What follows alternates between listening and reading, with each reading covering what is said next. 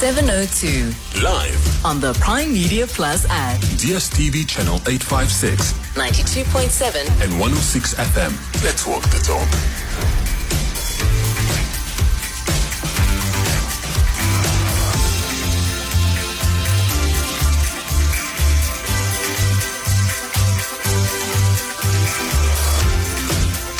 Good morning. Good morning. It is 6 minutes past 9.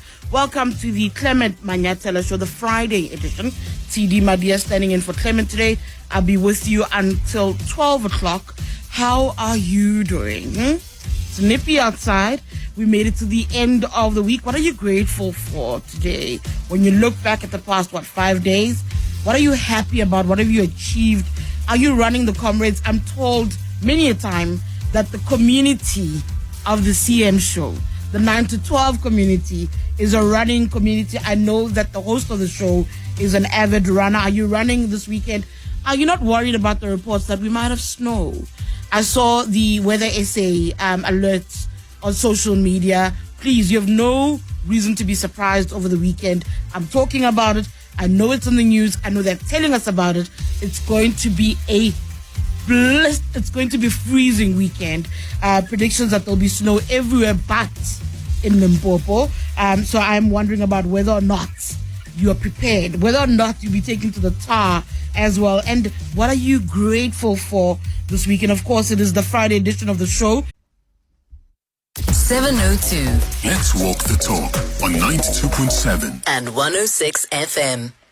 Yeah, where does one actually begin when you have the most richest man on the planet, right, on planet Earth, going head to head with what is believed to be the most powerful? You've got Elon Musk and Donald Trump, who have been, if I think about it, they've been on a collision course for some time. I'd even argue before South Africa was in the White House, there was already friction, there were already tensions between the two. Somebody even said to me, it's not surprising that when Trump was going, hey, golfers, what's on your mind? You speak. He was asking for the people that he were aligned to him, the golfers, Johan Rupert, to speak. He didn't turn to Elon Musk to ask him to say anything. That should have been maybe been seen as a sign. I'm not sure of what's to come. Maybe I'm exaggerating, reading into what that event even. But I think we're always going to find ourselves where we are. So what led to this current moment? The big, beautiful bill, a piece of legislation which brings with it changes to the tax, to energy, to border security. So think about things like Medicaid, clean energy, tax credits, and then the cap on state and local tax deduction. Elon Musk, on his part, has been quite critical of the bill. He's been quietly critical at first, and as you've seen, he's gone into complete overdrive on X. First, Musk referred to the bill as one disgusting abomination, saying he couldn't stand it anymore, that it's a massive, outrageous, pork-filled congressional spending bill, told those who voted in favor of it that they are wrong, that it is shameful. Mind you, his role in government via DOGE, the Department of Government Efficiency, had ended just about a week ago. So Trump, on his part, and I think because of the role Elon Musk had played in Trump's rise, his second rise to office, he did try and play it cool. You'd hear and see reports about how he's upset behind the scenes, but he was trying to play it down in the public domain, saying that he didn't believe that Elon would criticize him, maybe the bill, but not. So there was this weird back and forth around how Trump wanted to manage this. But all of that, trying to play it cool in the public domain went awry. I mean, then you had a briefing where he was asked to respond to Elon Musk. Take a listen to what Donald Trump had to say. And, Elon's upset because we took the EV mandate and, which was a lot of money for electric vehicles. And, they're having a hard time, the electric vehicles. And they want us to pay billions of dollars in subsidy. And, Elon knew this from the beginning. He knew it for a long time ago. That's been in there. That's been, I would say, JD, that hasn't changed. That's been right from the beginning. Mr. Secretary, that hasn't changed at all, right from the beginning. But I know that disturbed him. He wanted, and rightfully, he recommended somebody from, that he, I guess, knew very well. I'm sure he respected him, but to run NASA, and I didn't think it was appropriate. And he happened to be a Democrat, like totally Democrat. And I say, look, we won. we get certain privileges, and one of the privileges we don't have to appoint a Democrat. NASA is very important. We have great people. General Kane is going to be picking somebody with our. We'll be checking him out, seeing. But he wanted that person, a certain person, and we said no. And I can understand why he's upset. Remember, he was here for a long time. You saw a man who was very happy when he stood behind the Oval desk. And even with the black eye, I said, "Do you want a little makeup? We'll get you a little makeup." But he said, "No, I don't think so," which is interesting and very nice. He wants to be who he is, so you could make that statement too, I guess. Look, Elon and I had a great relationship. I don't know if we will anymore. I was surprised because you were here. Everybody in this room practically was here as we had a wonderful send-off. He said wonderful things about me. You couldn't have nicer. Said the best thing. He's worn the hat. Trump was right about everything. And I am right about the great, big, beautiful bill. We call it a great, big, beautiful bill because that's what it is. The great big beautiful bill that's breaking the straw of the billionaire boys bromance. I keep saying that issue around the NASA administrator that Trump is referring to is the withdrawal of Jared Isaacman. That's who we believe or understand Musk had wanted appointed. There's also the issue around Musk wanting Starlink to be utilized as be used by the Federal Aviation Administration, and that's something that they said they didn't want. They were saying that you can't have air traffic control being run off of satellites. But the ugliness, right, that ensued yesterday. I still can't get over how petulant these people are. And you often forget when you watch Donald Trump that this man is meant to be a president. But when it got ugly, you had Jeffrey Epstein claims also being included. Those were being made by Elon Musk, saying that that's why the full information is not being released, because Trump is implicated. Trump is involved. He is in he was a visitor of some of those parties. Elon saying that Trump also owed him his presidency. We know he poured millions and millions and millions into Trump's campaign. Trump, on the other hand, saying Elon is crashing out because he's been made to leave the White House. And he also lost out on electric vehicle mandates for vehicles, as Trump put it, that no one wanted. Never mind that Donald Trump was promoting the Tesla and telling everybody how much he loves the Tesla. My take, as Mzondile Mpecha said yesterday, umbeki wenkosi agabusi nayo. What did Elon Musk actually think would happen? Do you think that if you help put somebody in power, you will co-lead with them? I don't think that's how it works. And yes, I see all of you asking the question, what about the children in this divorce, the Amerikaners, the South Africans who took this trip, who wanted to be claimed, labeled refugees and went to the US? What happens to those people? That's a very important question mark. And yes, I see you all asking me about the Limpopo Juju magic, saying, what did we take with us when we went to the Oval with President Ramaphosa a few weeks ago? I mean, Angazi, I don't know. But on a more serious note, though, it does tell you something about the role of money and power in politics and people's power, right? Billionaires who try and buy people's power. And that Epstein comment that Elon Musk thinks he was telling us something. You're telling us more about you than you are telling us about Donald Trump, because you are willing to do away with claims that are tied to sex trafficking, pedophilia, sex pests. All of those things didn't matter until this fallout. Only today does that about this person's character matter to you. What does it say about you? They say when you point a finger at me, 3 others are pointing at you. That's my takeaway from this particular moment. 011-883-0702. That's the number to call in. 072-702-1702 for your voice notes and WhatsApps. 702 Let's walk the talk on 92.7 and 106 FM. Good morning, City, regarding Trump and his left puppy, Elon. It was always going to end in tears and tragedy. Remember, even the days of Shakespeare, if two fools help each other to create havoc in this world, you must know that one of them is a step ladder.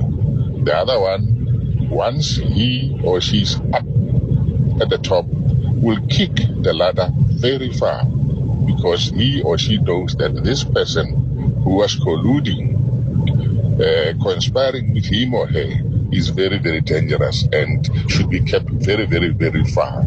So that's what is happening in this case, and it doesn't change at all. It happens all the time that the two devils cannot live in the same hell because it is too small for them. This is East Jack Lenny from Amaskara.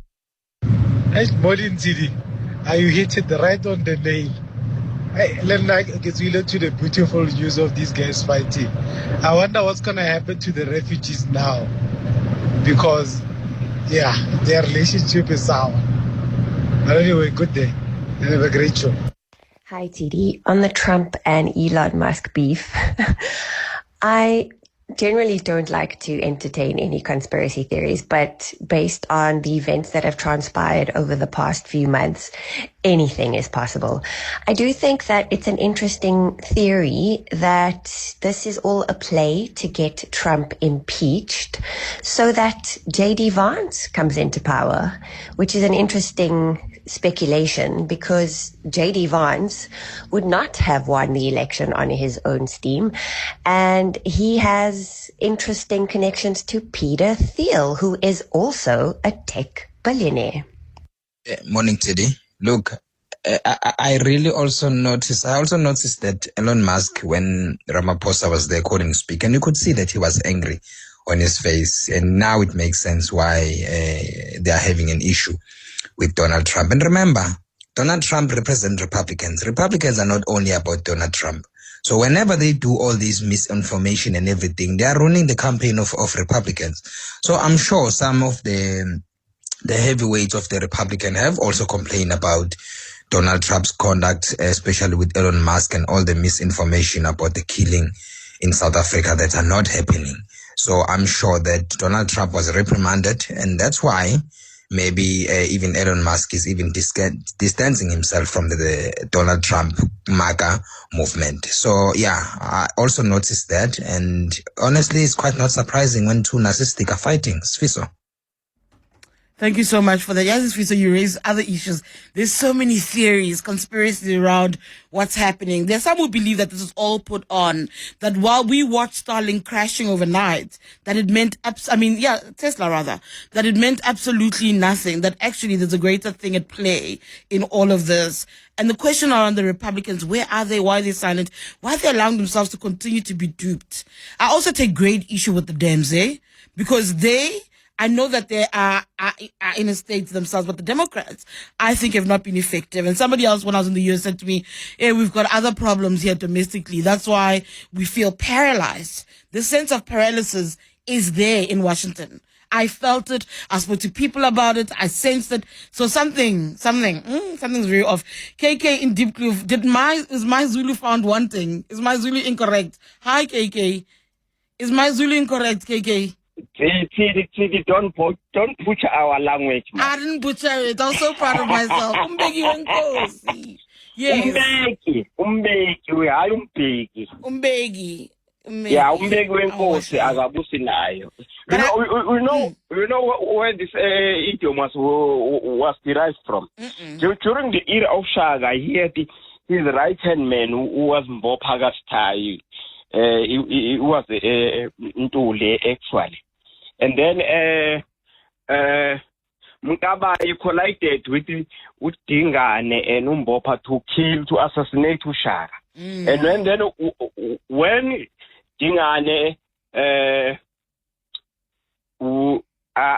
ascended to the throne, so the first person he decided that he would be very dangerous to him. It was Mbopha. So he killed Mbopha. That's why they say Umbegi Wenkosi akabuyi, because Mbopha helped Dingane to ascend to the throne by assassinating Shaka. And that's what it is. Thank you so much. Thank you for trying to help me, KK. I'm not going to try it again. I tried it once. It wasn't a spot on Kizamile. Thank you so much, KK. That's KK out in Deep Kloof helping me there. But you got my sentiments, right? Like, you got what I was trying to say. Hear more of your WhatsApps and voice notes. Hi, TD. Happy Friday. It's the weekend, baby. The weekend has officially begun. I'm so excited. My gratitude Friday, TD, is that I am grateful for the gift of life. I'm grateful for good health. I'm grateful for my family. I am just grateful that, you know what, I am able to be there in my family's lives, especially my kids. I am a stay-at-home mom who's currently unemployed. I'm grateful for those small moments. You know, sometimes in midst whereby we are faced with unemployment and all those things, we tend to dwell on the lacks that we have, you know, the things that we don't have, and stress about those things, and forget that sometimes you are given that, you know, gift of time to spend it with your loved ones. So I'm grateful for that. I just came back to drop off my daughter at school.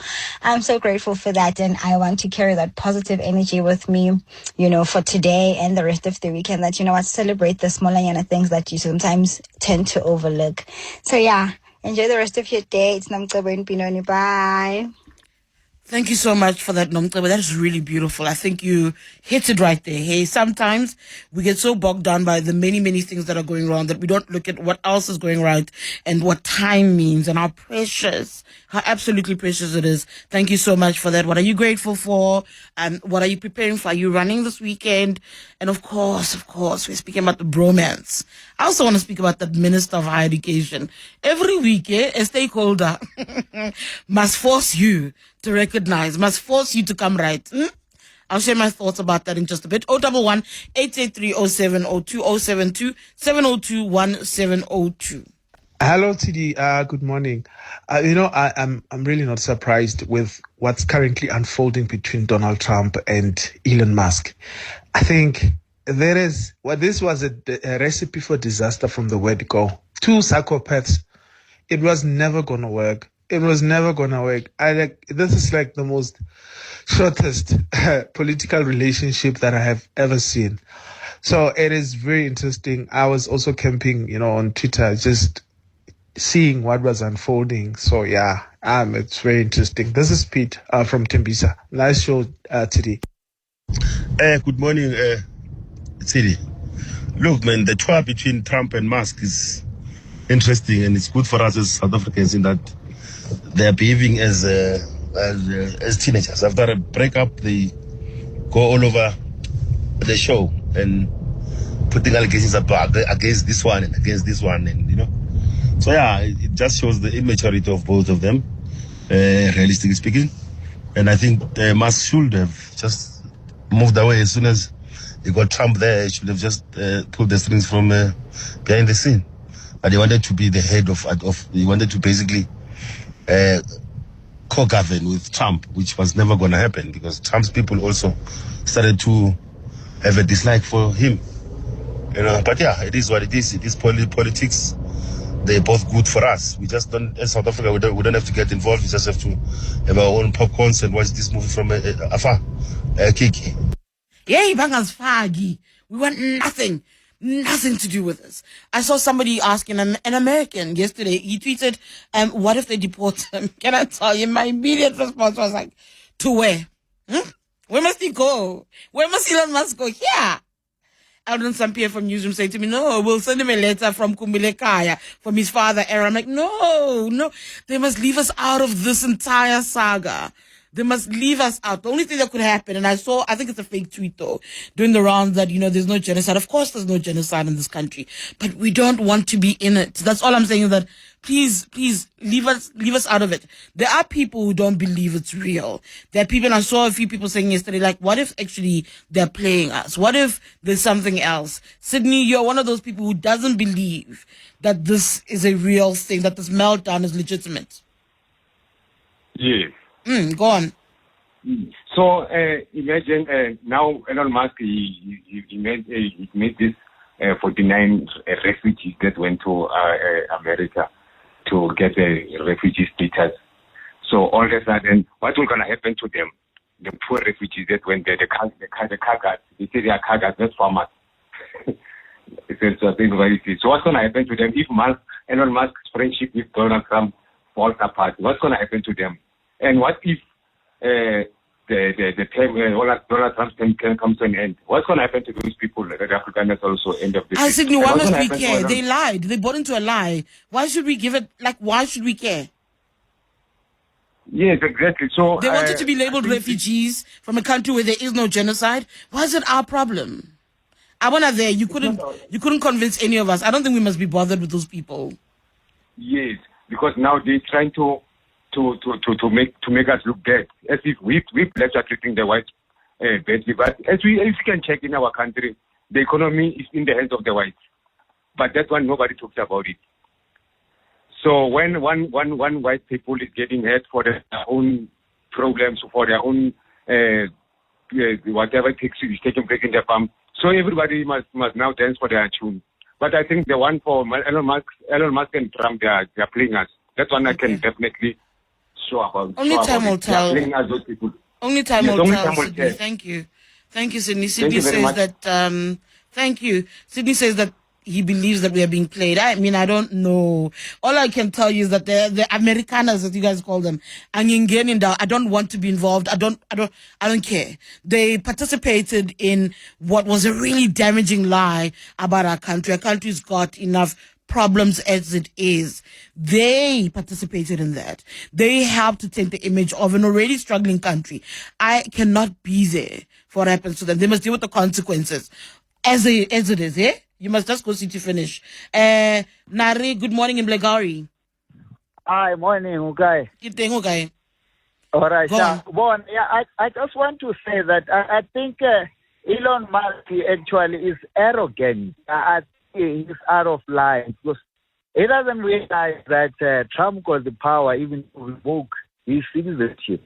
In the sense that Joe Biden, when Trump was busy saying Joe Biden is allowing illegal migrants and all those kind of stuff. And he did mention that he used a student visa from Canada to get a job in America. He has been in America using a Canadian visa and he even got a job. So one of Trump, I don't know, is an advisor. He did say that Trump should actually revoke his citizenship because he's an illegal alien and they can see his spacecraft that is used by NASA and through this Defense Act section. So I think he has so much to lose. I don't know. He have to be careful as well with opening up his mouth. And now he's busy saying that in America they should have another party. I do think that I saw that thing about the other party. I do think that they will check themselves. That's why I woke up this morning and said, hey, Mkaya, where's the evidence about Epstein? Don't just tell us, show us. You must know something. Thank you so much. I do think that they will check themselves because they've got too much to lose. And I think on both ends that even though they're not thinking as they tweet each other, there will be a point where they go, whoa, hold on. There's too much to lose. Because I think they've both done very, very wrong things with each other. Right? Together. Anyway, you get what I'm trying to say. It's 9:30. Here's Mbali Zabini with their headlines. The No 2 Let's walk the talk on 92.7 and 106 FM. It's 9:36, the Clement Manyathela Show. You're listening to TD Madia standing in for Clement. I'll be with you until 12 o'clock. It is the open line. We're discussing a variety of issues. One of the issues that caught my attention last night, actually irritated me, I'll be honest, was seeing a statement from the Minister of Higher Education, Nobuhle Nkabane, and I thought to myself, not you again. We started the week with the minister. At the start of the week, she had released a statement explaining herself. If you remember the clips of her doing the rounds in the portfolio committee, in the higher education portfolio committee, she was explaining why she was chewing, right, in those clips. And she said, no, the chairperson said we can eat. It was a long session. Fine, fantastic, whatever. The issue became for me that if you actually watched the minister, because she kept saying, oh, it's taken out of context, watch the entire thing. She still didn't answer the questions. She still was rude. When she was asked to explain something, she goes, Google it, encyclopedia. And a lot of the comments when I posted that every week this minister has to be forced by stakeholders, in this case, as it was the last time, the president has to express some dissatisfaction for her to come out in public and kind of retract actions. There's never really an apology either. The first time around was about the board appointments, the SETA board appointments, where they were riddled with ANC, people with proximity to ANC leadership. And she didn't find anything wrong with that. This time around, it is that video. She released the statement at the beginning of the week explaining herself. but failing to recognize that she failed to take accountability. That when you are called before a portfolio committee, you're not answering to those MPs. You're answering to the Republic, to us citizens. You're talking to us. And one of the questions that struck me last night is people going, why isn't there any training of ethics and the likes for ministers? But there is. We have a national school of government. There's induction training that happens. So one has to ask themselves sort of,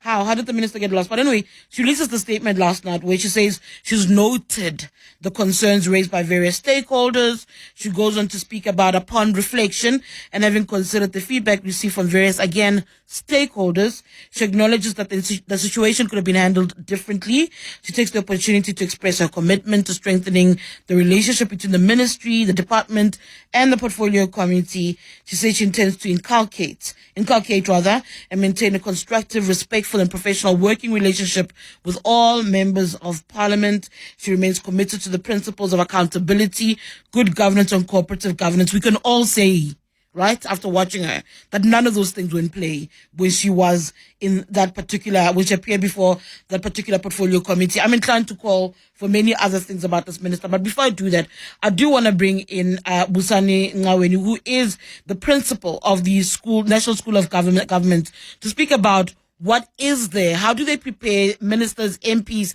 those who have public service to serve and to understand the importance of the role and not undermining the public, the electorate.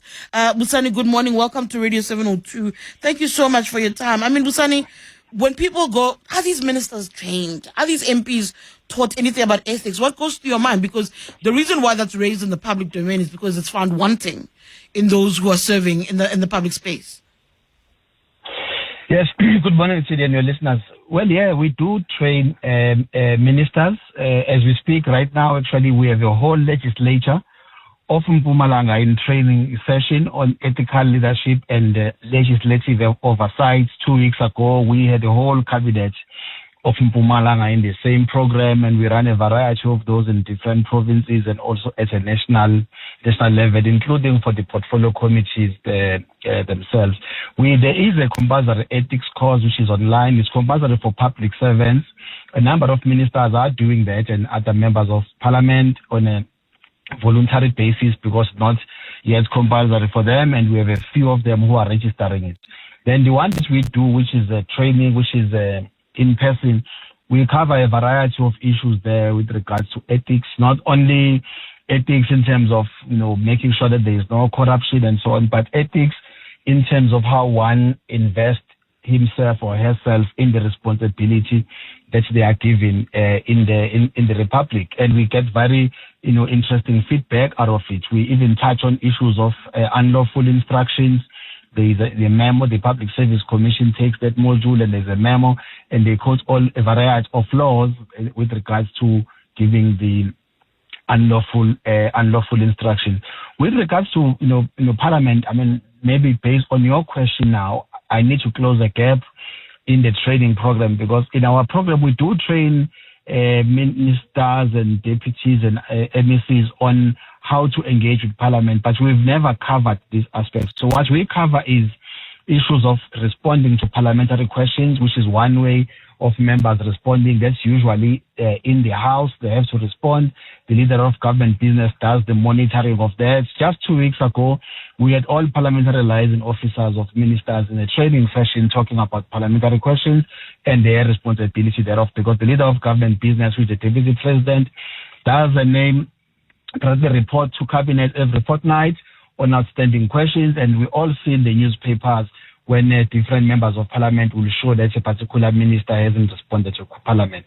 The second part we talk about is their responsibility in relation to appearing when there is legislation or bills, or when their budgets or other member statements are being discussed, and also how they engage in the parliamentary in committees. What we have not done, I admit, is then how do you manage a situation like that one that arises in a parliament setup, and how do you as a member of the executive respond to that? For example, you can't as a minister, if people are throwing boxes and so on. We know all these things that happen in parliament across the world. Actually, there's an expectation that if you're in the executive, you might not do that. And we've seen how it has been done in other countries. So it's an aspect that we haven't really dealt with. I will say, from what you have said on your preamble, maybe the behavior stuff, and it's something that we will cover. But generally on issues of ethics, we do take ministers and other elected officials through it, and in the majority of cases they are responding very positively to it. All right, Busan, I'm going to let you go. Thank you. That's Busan Ngaweni, the principal of the National School of Government.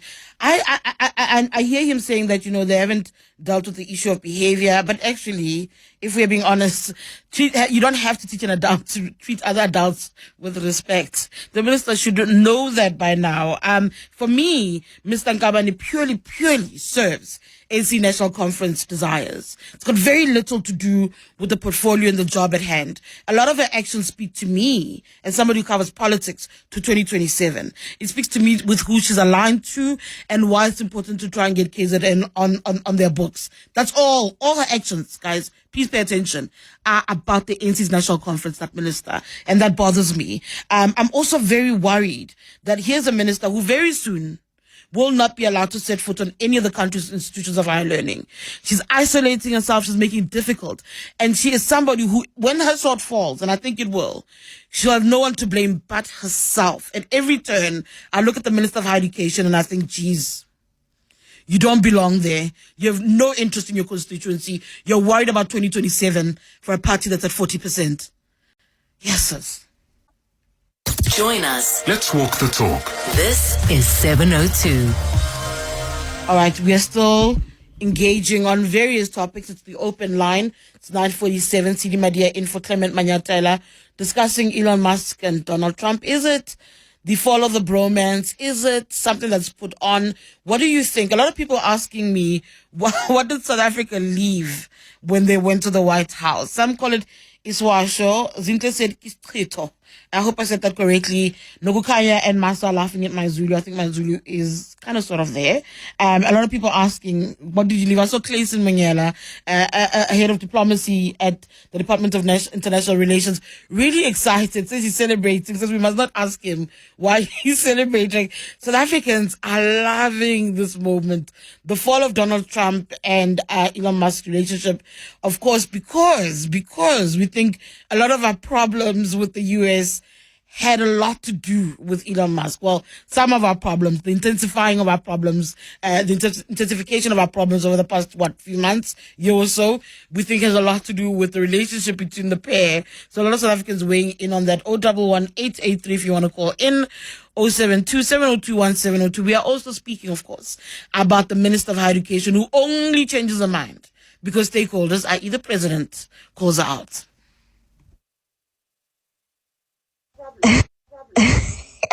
Yeah, Ziti. Hi, Ziakala. And izikhala go loudspeaker. I think I do believe the fallout. The reason why I say I do believe it, it's that comment that Elon made about Epstein files. Yeah, shame. Do not mess with South Africa. South Africa is God's favorite child. Good morning, CD. Hi, Elon Musk, Mr. Donald Trump. South African ancestors are hard at work. They are dealing with those who are against South Africa. That's all that I can say. Willie in Orange Grove.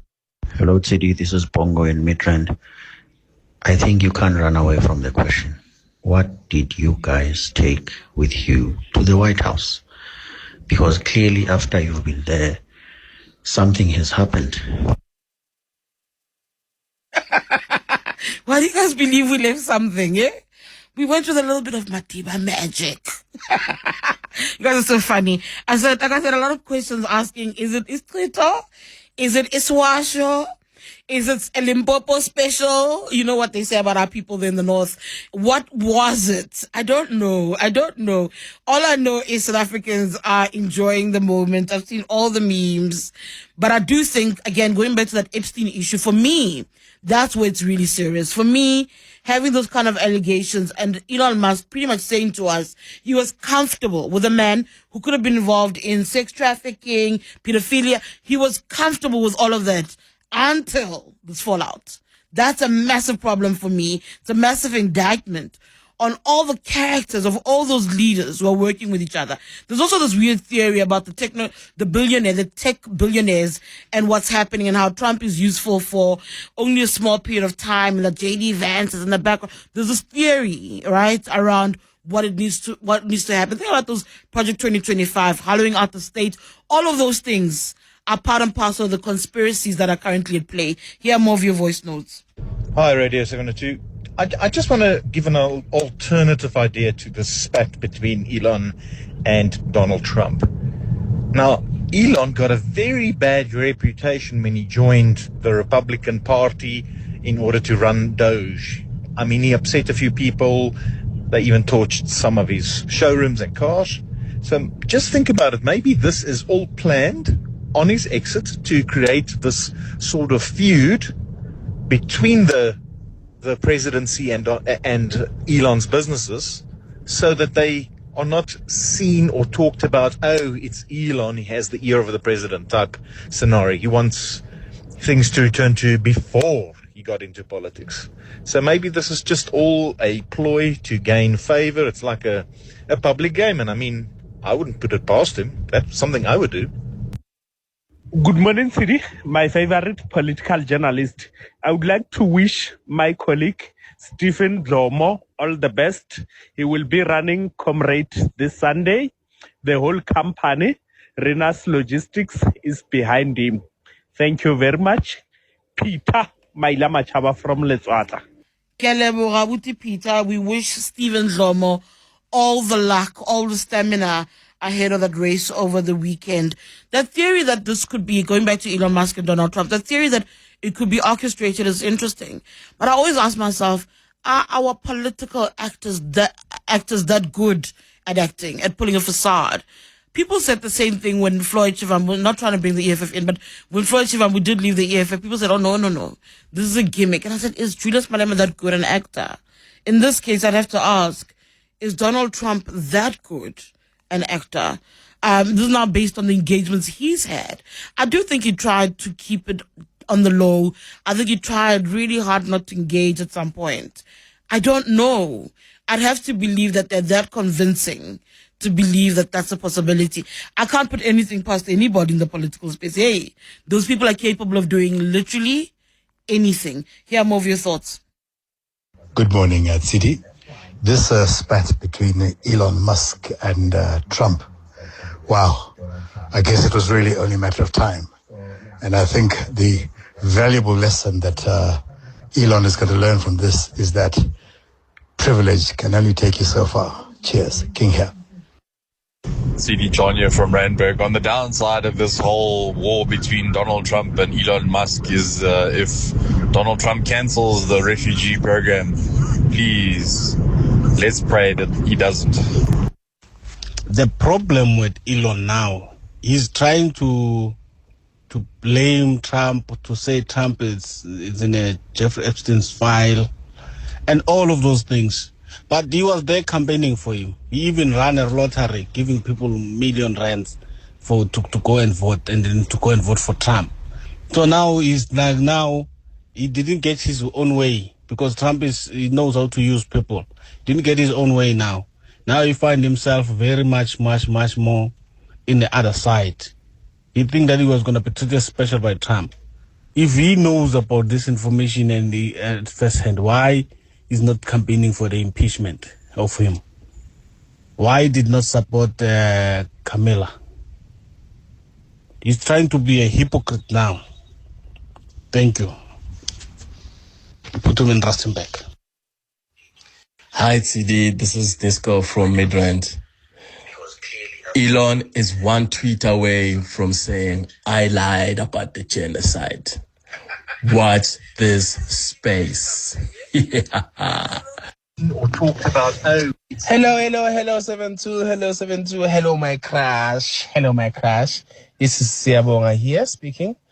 All I can say about Elon Musk and America is Karma never forgets the address. And again, we as Africans, we are the chosen ones. We are the chosen ones. So you can't play with God's children and think you can get away like that.